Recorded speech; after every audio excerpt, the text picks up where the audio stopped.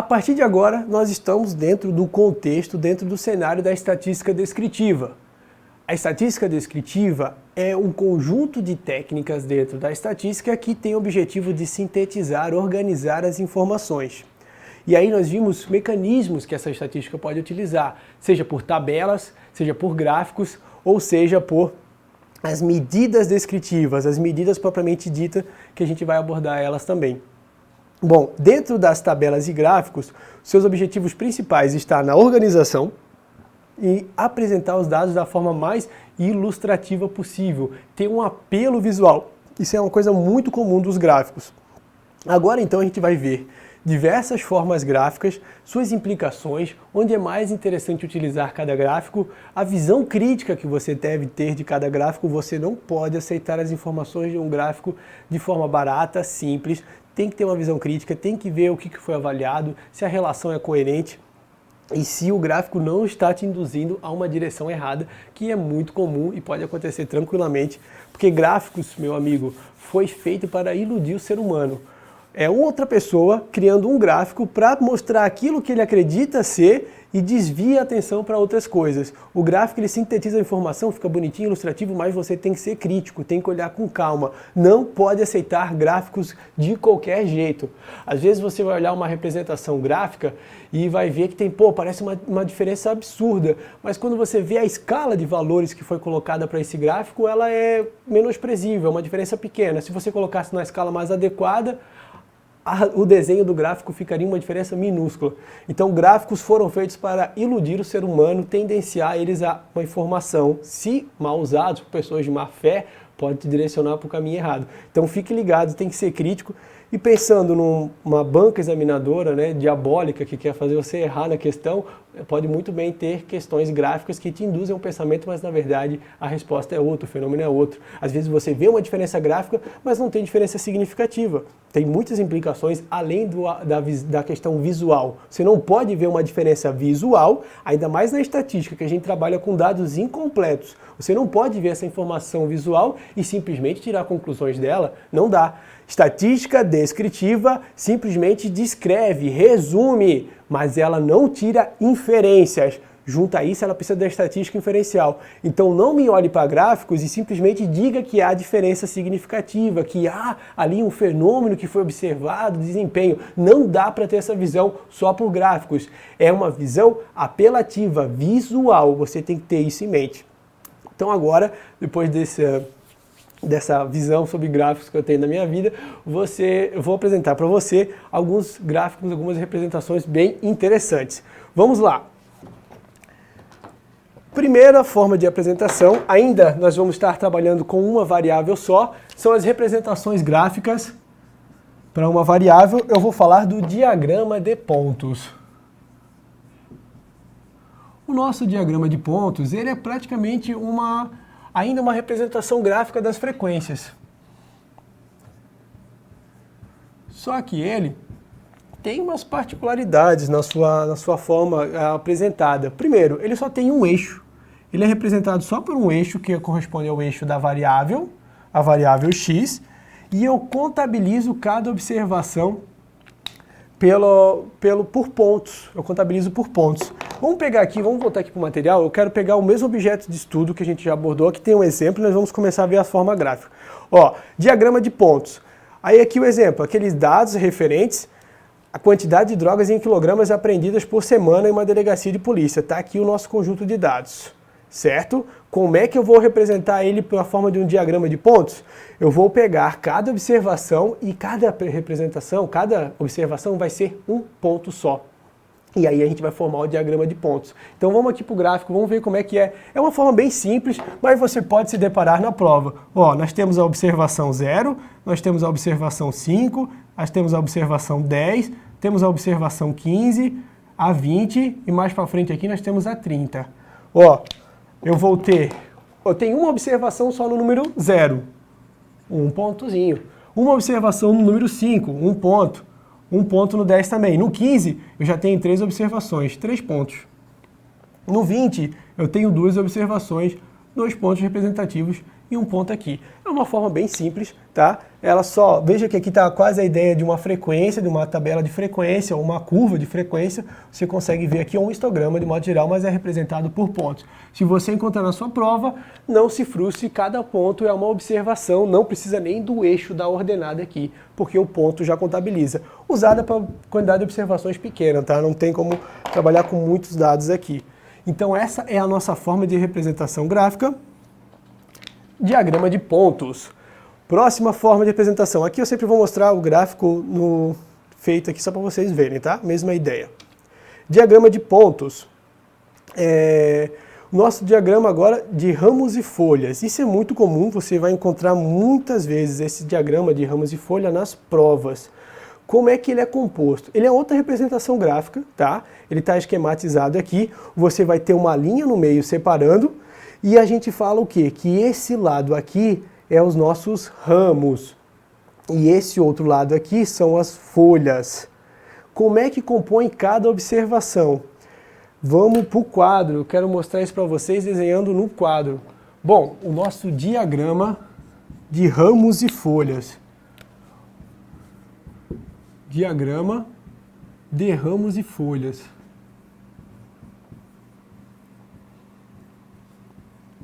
Como é que ele funciona? Bom, basicamente, você vai ter aqui uma linha separando. Desse lado você tem os ramos. E desse outro lado aqui nós vamos ter o que chamamos de folhas. As folhas. Como é que funciona isso aqui? No ramo eu vou ter um valor fixo. Aqui, por exemplo, no exemplo que eu abordei, 16, 17, 18, 19, 20. E aqui nas folhas eu vou ter vários números alinhados. Deixa eu pegar aqui no exemplo. 1, 2, 2, 6, 4, 5, 4, 4. Aqui tem um 4 duas vezes. 4, 4, 5, 7, 7, 8. Aqui eu vou apresentar até o 18. 1, 1, 3, 4, 5, 5, 5, 6, 6, 7. E assim por diante. Mas o que acontece? Esse ramo representa o primeiro número, o primeiro grupo de números que vai, de algarismos que vai compor o número. E aí, cada observação consiste no quê? Na concatenação. Eu vou concatenar um ramo com suas respectivas folhas. Então, a minha primeira observação desse conjunto de dados consiste no quê? Em 161. Ali está o nosso objeto de estudo. Vamos supor que eu estou avaliando a altura, né? Aqui em centímetros, por exemplo, a nossa primeira observação é 161. Por quê? É o ramo 16 concatenado a um número. A próxima observação, 16 concatena com 2. 162. Então, eu tenho aqui os algarismos que concatenados vão formar o meu número. Próxima observação, 162 também, e assim por diante vai formar todo o meu conjunto de dados. Para mim saber quantas observações eu tenho no total, basta somar cada folha, pois as folhas representam cada observação numérica que concatenada ao ramo vai formar o conjunto de dados. Então vem aqui para o material, para o nosso slide. Então, como é que eu formo? A concatenação do ramo com a folha gera uma observação. Ele também fornece a ideia da distribuição e a frequência, porque se eu pegar aqui, tá virada no outro sentido, mas está a frequência ali indiretamente. Dá a ideia da distribuição dos dados. E além disso, aqui seria uma forma de como os dados são representados, né? Se eu pegasse cada um concatenasse certinho, eu teria esse conjunto de dados. Veja que já serve para dados numa escala mais média, né? Porque eu já consigo representar bastantes dados. Ficou bem resumido aqui. Ficou bem resumido e tem uma quantidade considerável de valores comparado aos exemplos que a gente já havia abordado.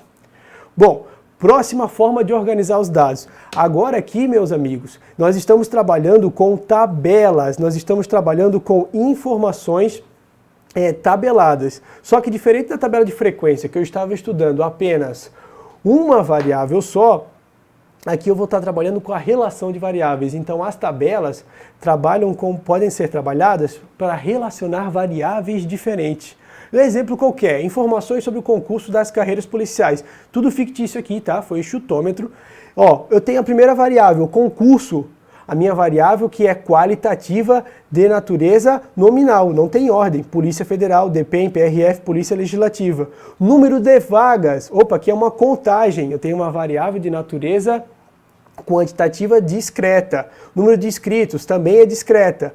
Remuneração, uma variável quantitativa, contínua. E por último, a dificuldade, aqui um critério subjetivo qualquer, alto, média, baixa, aqui já é uma variável qualitativa ordinal. Só para mostrar para vocês que as tabelas podem, além de relacionar a frequência, podem relacionar diferentes variáveis. E cada linha vai fazer a associação dos valores de cada variável. Então eu posso interpretar aqui, a Polícia Federal tem 600 vagas, 85 mil inscritos, remuneração de 12.600, considerar dificuldade de alta por algum critério qualquer. Isso aqui é só hipotético. Tá? As tabelas vão fazer esse alinhamento. Onde que as tabelas são mais interessantes? Em bancos de dados, porque a gente trabalha com muitas informações, a gente tem muitas variáveis, que no banco de dados a gente chama de atributos, e aí a gente precisa ordenar eles em tabela, fica muito mais útil. Aí eu estou trabalhando com variáveis diferentes, a forma de representação gráfica para mais de uma variável. Até o momento eu estava vendo uma variável só. As tabelas de frequência que nós abordamos e também teve o diagrama de folhas, o diagrama de pontos, todos eles eu estava analisando uma variável só. Tá, agora a gente vai começar a abordar outros gráficos, gráficos que vão trazer relações entre variáveis. Ó, aqui nós estamos trabalhando com mais de uma variável agora, fique atento com isso. A primeira relação que a gente pode abordar é a relação de uma variável qualitativa com uma variável quantitativa. Aí aqui eu vou dar um exemplo, um objeto de estudo qualquer, quantidade de prisões efetuadas por mês nos estados do Sudeste brasileiro. Um exemplo qualquer, valores fictícios. Aí aqui eu tenho os 4 estados do Sudeste brasileiro, Rio de Janeiro, São Paulo, Minas Gerais e Espírito Santo. Aí eu tenho formas gráficas de representar isso. Como é que eu vou representar? Vamos lá para o quadro. A nossa próxima forma de representação, aqui eu já estou analisando mais do que uma variável. Lembre-se disso, forma de representação gráfica para mais de uma variável. Aqui eu vou trabalhar com o nosso diagrama, não, desculpa, diagrama não, eu vou trabalhar com gráficos que relacionam variáveis. Esse primeiro gráfico que eu vou mostrar para vocês é o gráfico de colunas. Gráfico de colunas. Por que o gráfico de colunas é mais apropriado para trazer a relação de duas variáveis? Duas variáveis que seja uma qualitativa e a outra quantitativa. Eu vou mostrar para vocês por quê. Bom, eu tenho os 4 estados do Sudeste brasileiro. Aqui a ordem tanto faz porque elas são variáveis nominais. São Paulo, Espírito Santo, Minas Gerais, São Paulo, Espírito Santo, Minas Gerais e Rio de Janeiro. Estava trocando aqui qual que era o próximo. E Rio de Janeiro, tá? E aqui, ó, aqui eu tenho os estados. E aqui eu vou ter a minha variável que eu estou medindo, que é uma variável quantitativa discreta, né? Quantidade de prisões, é contabilizações. Então aqui é quantidade de prisões. Ó, em São Paulo, o que eu observei? Eu observei 5 mil ocorrências de prisões no mês, 5 mil. Olha isso aqui, então eu vou representar esse tipo de gráfico aqui, ó, um gráfico de coluna, e a altura da coluna vai até o valor 5 mil. No Espírito Santo eu observei 2.600, vamos botar aqui mais embaixo, 2.600. Aqui no Espírito Santo, a altura dessa coluna vai até 2.600, é uma altura menor. Em Minas Gerais eu observei 3.200, uma altura um pouco maior que o Espírito Santo. E no Rio de Janeiro eu observei quase 6.200, uma altura a maior de todas as alturas. Ó, o que eu tenho aqui? Eu tenho gráficos de colunas e eles são os mais apropriados para representar variáveis de natureza qualitativas, porque uma coluna dá uma ideia de sedimentação, uma ideia de algo concreto, algo rígido, firme, sedimentado, essa era a palavra que eu queria falar. E aí você consegue ver que uma variável qualitativa, não existe transição entre São Paulo e Espírito Santo. Não para essa variável. Se estivesse falando de distância, quilometragem, poderia ter. Mas o que é a quantidade de prisão que ocorre daqui para cá? Não existe. Então a coluna é mais apropriada, porque dá essa ideia rígida. Essa variável é uma classe, é uma categoria, e aí a coluna representa uma variável qualitativa.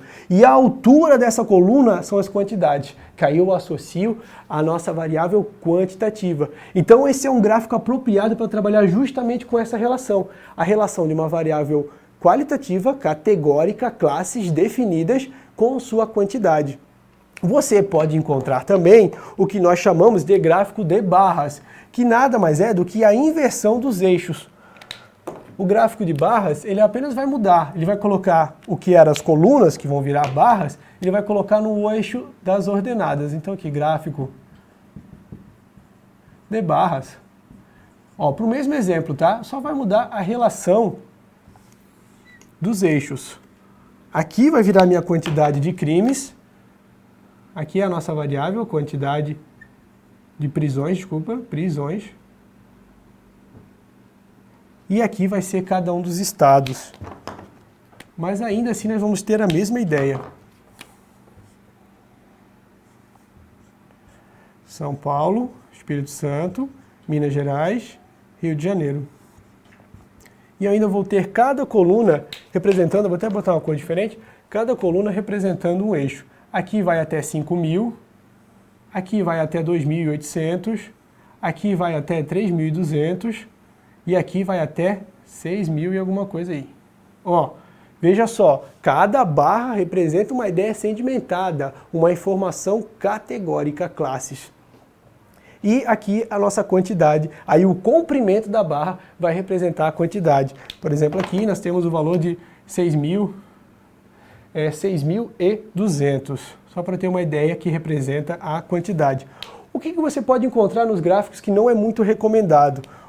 Por exemplo aqui, representar de uma forma contínua, tá? Entre os estados, São Paulo, Espírito Santo, Minas Gerais e Rio de Janeiro, você poderia encontrar as quantidades oscilando assim, Desce aqui, sobe e depois sobe. Isso não é indicado porque são variáveis qualitativas. E essa ideia de reta dá uma ideia de continuidade, de transição entre as duas. Você pode encontrar alguns gráficos assim, uma variável qualitativa representada por polígonos? Pode, mas não estaria completamente correto, tá? A ideia, eu quero que você olhe para esse gráfico e associe a sedimentação a uma variável qualitativa. Outra coisa, muito cobrado em prova, muito cobrado nas provas de estatística. Ele vai te dar esse gráfico e vai dizer que é uma tabela de frequência. Errado, não é uma tabela de frequência. Por quê? Eu estou estudando duas variáveis diferentes.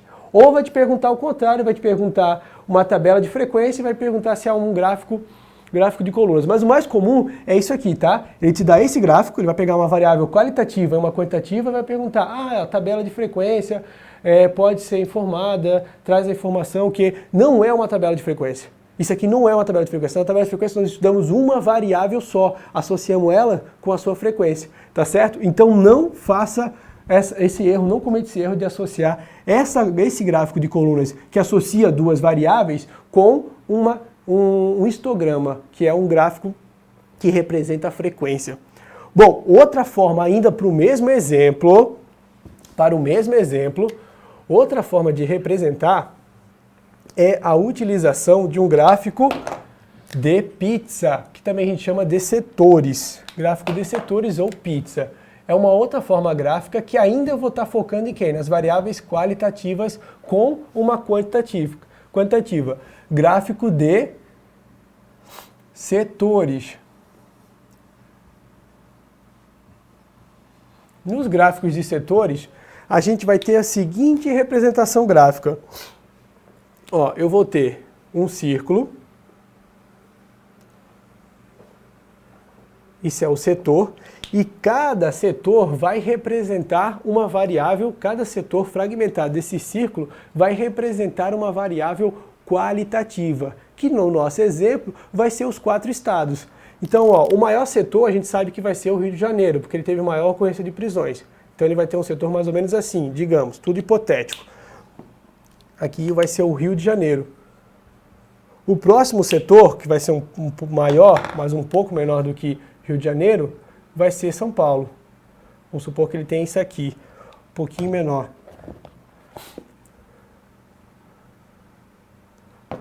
vai ser São Paulo.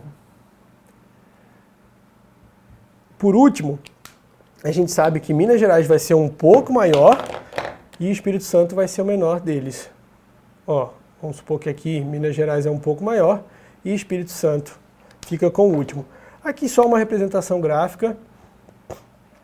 As escalas não estão bem calculadas certinho, mas o importante é que você entenda que vai ser um gráfico de pizza. Aí você vai ter geralmente cada setor ilustrado com a sua respectiva cor. O gráfico bonitinho, já vou mostrar ali nos slides, que né, desenhar não é muito a minha habilidade. E aí a gente vai ver aqui, ó, cada setor desse vai estar desenhado e vai representar uma variável qualitativa. Veja o que aconteceu aqui. Eu tirei o foco na variável quantitativa, que antes era representada pelas alturas. Aqui simplesmente eu sei que a área do setor simboliza ela, mas o foco maior está no quê? Nas variáveis categóricas. E aí provavelmente eu tenho uma legenda aqui dizendo o que é cada estado, Rio de Janeiro, com a sua respectiva cor. E o que acontece? A variável quantitativa, ela não vai estar expressa aqui. Você não sabe o que é a quantidade de prisões. Onde que vai ter essa informação? No título do gráfico. Então ela perde um pouco o enfoque. Você vai achar no título do gráfico o que quer dizer a quantidade de cada setor desse gráfico. Outra conta, um cálculo aqui que caiu uma questão de prova uma vez, que costuma perguntar, é a relação do ângulo que o setor vai se formar dentro de todo o gráfico de pizza. Basicamente você estabelece a seguinte relação, tá? Ó, 360 graus corresponde a um ângulo completo. 360 graus vai acumular 100% da observação. Com essa relação aqui, você consegue desenvolver gráfico para você consegue desenvolver uma regra de 3, né? Para qualquer setor específico. Aí vamos supor que você tem a quantidade específica aqui de São Paulo, que equivale a tantos por cento. Aí você faz uma regra de 3, 29% corresponde a qual ângulo? E facilmente numa regra de 3 você consegue achar o setor, isso aí aqui nós vamos estar calculando, ó, o setor que vai corresponder à área dentro do gráfico de setores, dentro do gráfico de pizza. Teve uma questão que cobrou isso aqui uma vez, essa relação de setor. Bom, ó, vou só mostrando aqui para vocês, dentro dessa relação, falando de variáveis qualitativas e quantitativas, ó, aqui o exemplo, e também o exemplo do gráfico de pizzas ali, em porcentagem representado certinho. Se eu quiser saber o valor do setor, eu posso fazer uma regra de 3 tranquilamente. Vamos para o próximo estudo de relação. Eu estou estudando a relação de uma variável quantitativa com outra quantitativa. Aí aqui, esse é um gráfico muito comum, a gente vai trabalhar bastante com ele lá para frente. Vamos pegar o nosso exemplo em questão. Uma investigação tem o objetivo de estudar a associação da quantidade de drogas apreendidas em quilogramas pela Polícia Civil em relação ao desempenho escolar dos municípios do estado do Mato Grosso. Então, ó, ela está avaliando a associação de duas variáveis. Ela quer saber a quantidade de drogas apreendidas e ela quer estudar também a relação do desempenho escolar. O que eu estou querendo ver aqui? Eu estou querendo ver se existe uma relação entre essas variáveis. Se o desempenho escolar está associado à quantidade de drogas que eu aprendo lá numa região, no estado do Mato Grosso do Sul. Eu quero fazer uma pesquisa, uma análise sobre o nível de escolaridade e a quantidade de ocorrências de drogas. E essas foram as duas variáveis que eu analisei. Aí o meu eixo X e o meu eixo Y podem ser qualquer uma das duas variáveis que eu determinar. A quantidade de drogas apreendidas em quilos e o desempenho escolar aqui representado por notas. Como é que eu faço essa associação? Como é que eu estudo elas? O melhor gráfico para estudar a associação entre as variáveis, saber se existe uma correlação, o último tópico que a gente vai abordar mais para frente, correlação, a gente faz um gráfico de dispersão. Então a gente vai abordar esse gráfico agora, gráfico de dispersão.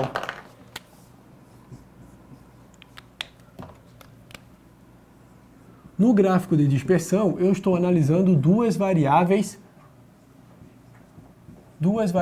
quantitativas. E eu vou representar eles a partir de pontos. Só que aqui, ó, são pontos que vai ter um par ordenado de informações. Ou seja, vamos supor que aqui é um nível de escolaridade. Vou botar aqui como escolaridade. Foram notas, né? E aqui a quantidade de drogas. Vou colocar aqui, só abreviando, a quantidade de drogas em quilogramas.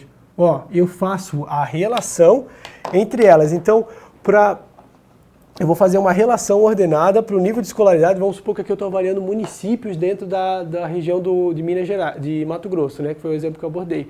Para esse município, eu tenho esse desempenho escolar e eu tenho uma quantidade de drogas apreendida. Opa, eu tenho uma informação coordenada entre duas variáveis. E aí eu vou simbolizar um ponto qualquer. A tendência, né, é que quando aumenta o nível de escolaridade numa região, no município, eu começo a observar uma queda na quantidade de drogas. Isso é o que a gente espera, né? Eu estou só simulando o exemplo. Mas, ó, como é que você vai observar isso no gráfico de dispersão? Você vai ver pontos, alguns vão sair desse padrão, tá? Você vai ver aqui, com nível de escolaridade maior, você pode ver um ponto mais alto, mas a tendência é que isso vai se reduzindo. Você vai ter menor incidência de drogas com a maior escolaridade de um município que pertence dentro do Mato Grosso, que foi o exemplo abordado no nosso objeto de estudo. Esse gráfico de dispersão também é chamado de gráfico de correlação.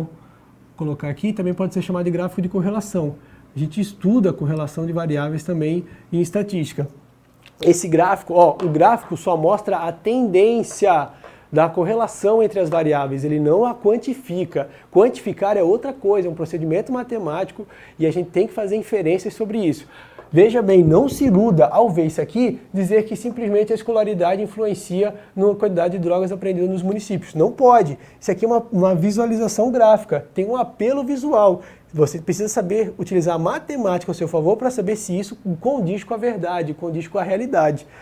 E aí você consegue ver aqui uma relação. Ó, se você tracejar uma linha, você vê uma relação inversamente proporcional nesse exemplo hipotético que eu passei para vocês.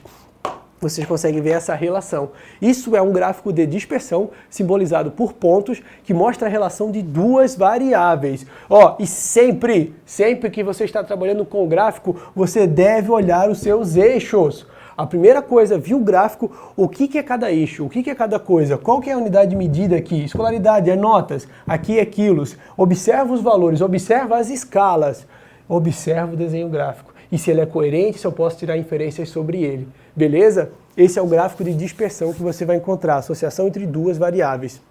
Vamos voltar aqui, o exemplo qualquer que eu abordei, ó, aqui com valores hipotéticos, a gente vê a relação do gráfico e a sua tendência, nesse exemplo que eu abordei, a sua tendência inversamente proporcional, aumentando um, reduz o outro. Por último, ainda trabalhando com relação quantitativa com quantitativa, nós vamos trabalhar com variáveis que geralmente vão estar associadas a uma série temporal ou espacial. Quando a gente está trabalhando com essa relação, duas variáveis qualquer, mas existe uma certa sequência lógica no tempo e no espaço, o gráfico muito indicado para fazer isso é o gráfico de linhas, o gráfico de polígonos de modo geral. Aqui um exemplo qualquer, registro de denúncias da delegacia Y no decorrer de 20 dias, após fatos que levaram à calamidade pública no município. Aí houve um fato de calamidade, eu avaliei o registro de denúncias após esse fato. Eu quero estudar o que está acontecendo com a população após ocorrer um certo fato que levou à calamidade. E aí eu avaliei a quantidade em dias, no nosso eixo X, ó, aqui tem uma escala temporal. E avaliei o registro de denúncias. E aí eu tenho uma associação, para o 0 eu observei 20 denúncias. No dia 5, eu observei 18. Ó, escala temporal, eu adotei que o primeiro momento é 0 e comecei a contabilizar os dias a partir daí e comecei a observar valores. Aí agora eu vou formar o nosso gráfico, que eu chamo de gráfico de linhas ou gráfico de polígonos, né, para representar. Vou botar aqui gráficos de linha. Nossa última representação gráfica, gráfico de linhas, ou gráfico de polígonos. Só que aqui, ó, diferente daquele polígono ou curva de frequência, aqui também eu estou trabalhando com relação entre duas variáveis, gráfico de polígonos ou de linhas, tá? Você vai encontrar os dois nomes. Aqui a gente tem a relação do quê? Deixa eu colocar aqui também linhas. A gente vai ter a relação de duas variáveis. Só que geralmente, a variável que tem uma certa sequência lógica, uma escala temporal ou espacial, ela vai estar representada aqui nesse eixo, que nesse caso é tempo. O tempo em dias. E aqui eu tenho a nossa variável quantitativa, que ela vai ser, nesse caso que eu abordei, ela é o registro de denúncias. Então aqui eu vou botar registros. É contabilizações, então é uma variável da natureza quantitativa discreta. E aí eu tenho aqui o dia 0, eu botei em 5 e 5, dia 5, dia 10, dia 15, dia 20 e foi até aí. No dia 0 eu observei o quê? Eu observei 20 denúncias, então aqui está o 20. Ó, começa a contar daqui. No dia 5 sobe para reduz para 18 denúncias. Aí depois ele segue para 26, já aumenta. De 26 vai para 20 novamente e depois sobe para 34. Ó, eu estou tendo uma escala temporal, está passando os dias e eu estou vendo a tendência do gráfico. Pode ser também, você pode encontrar na forma de curvas também, quando a gente tem muitas observações, mas aí o gráfico de linhas é mais interessante. Veja que existe continuidade, porque é uma variável quantitativa de natureza contínua, então a ideia de segmentos é interessante. Polígonos aqui, né? Tá, e aí tem a ideia de uma continuidade de ideia de que os dias vão se passando, tem uma transição infinita entre os valores, ó, e aí a linha ela dá essa ideia de continuidade, ela é muito mais indicada. E as curvas, as colunas que eu mostrei lá antes, já dá uma ideia mais sedimentada de variáveis qualitativas. Bom, então é isso, a gente mostrou algumas representações gráficas e algumas análises, visão crítica que você tem que ter em cada gráfico que você pode se deparar na prova, onde eles são mais apropriados. Não confundir tabela de frequência, que analisa uma variável, com gráficos que associam mais do que uma variável. Isso é o grande entrave que as provas costumam cobrar. E no mais, ver os gráficos, não deixar se iludir por eles, foram feitos para te iludir, e sempre pensar que ele é uma representação visual e você tem que usar a matemática para conferir se aquilo realmente tem informações e inferências fidedignas. Tá certo?